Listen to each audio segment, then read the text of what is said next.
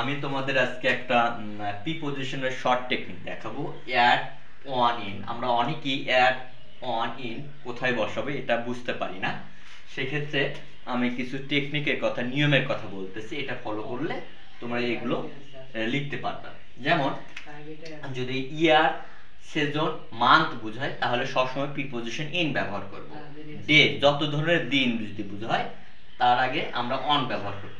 যত ধরনের ঘন্টা, সময় যদি বোঝায় তাহলে আমরা অ্যাড ব্যবহার করব। তাহলে দেখো প্রথম সেন্টেন্সটা কি আছে, ড্যাশ 1996 সাল আছে, এটা একটা কি সাল বোঝাচ্ছে।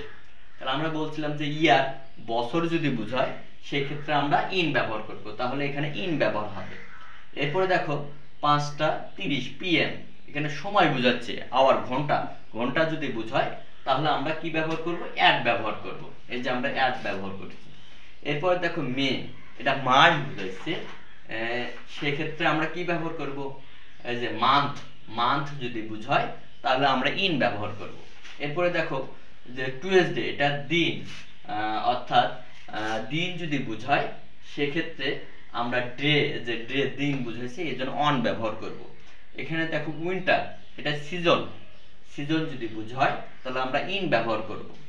আর শেষের এটা কি, সময় বোঝাচ্ছে, ঘন্টা, সময় যদি বোঝায় ঘন্টা সেক্ষেত্রে আমরা অ্যাড ব্যবহার করি।